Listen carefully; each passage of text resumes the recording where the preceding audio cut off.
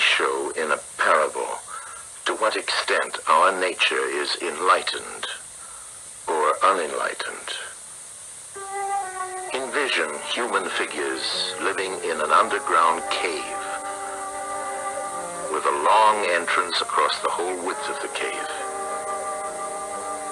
Here they have been from their childhood and have their legs and necks chained so that they cannot move and can only see before them, being prevented by the chains from turning their heads around. Above and behind them, a fire is blazing at a distance. They see only their own shadows, which the fire throws on the opposite wall of the cave. For how could they see anything but the shadows if they were never allowed to move their heads?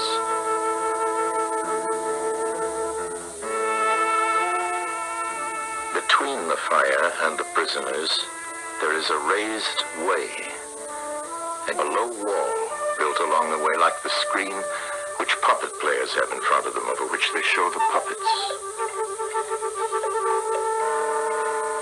Do you see men passing along the wall, carrying all sorts of articles which they hold projected above the wall?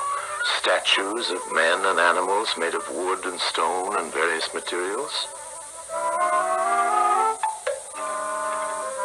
Of the objects which are being carried in like manner, they would only see the shadows. And if they were able to converse with one another, would they not suppose that they were naming what was actually before them?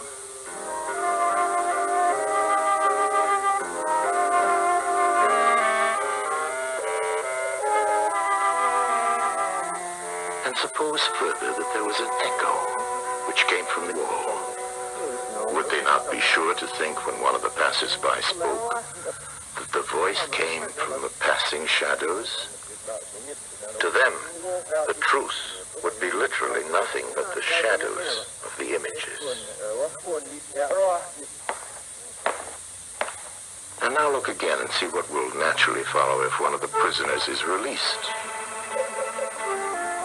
At first, when he is liberated and compelled suddenly to stand up and turn his head round and look towards the light, all this would hurt him, and he would be much too dazzled to see distinctly those things whose shadows he had seen before. And then conceive someone saying to him that what he saw before was an illusion, but that now, when he's approaching nearer to reality and his eyes turn toward more real existence, he has a clearer vision. What will be his reply? And you may further imagine that his instructor is pointing to the objects as they pass and requiring him to name them. Will he not be perplexed? Will he not think that the shadows which he formerly saw are truer than the objects which are now shown to him? And suppose once more that he is reluctantly dragged up a steep and rugged ascent and held fast until he is forced into the presence of the sun himself. When he approaches the light, his eyes will be dazzled, and he will not be able to see anything at all of what are now called realities. He will require to grow accustomed to the sight of the upper world.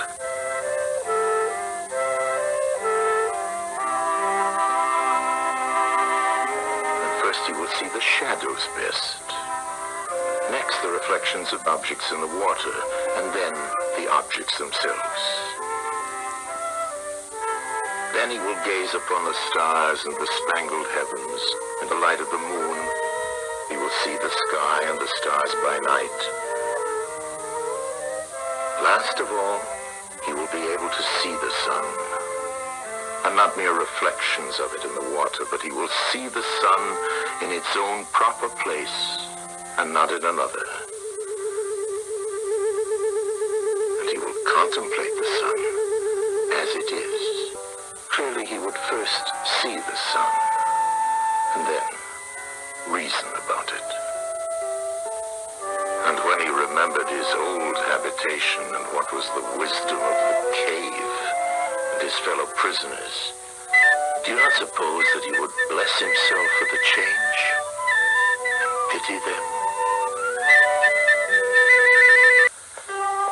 Imagine, once more, such a one coming suddenly out of the sun to be replaced in his old situation. Would he not be certain to have his eyes full of darkness?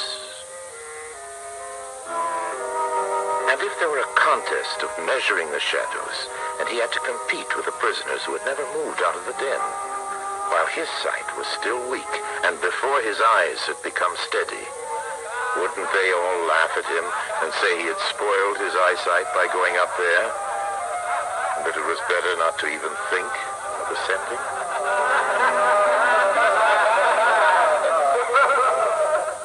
And if anyone tried to release another and lead him up to the light, let them only catch the offender,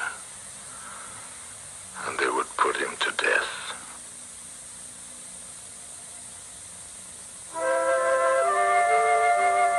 It is the task of the enlightened not only to ascend to learning and to see the good, but to be willing to descend again to those prisoners and to share their troubles and their honors, whether they are worth having or not. And this they must do, even with the prospect of death. They shall give of their help to one another, wherever each class is able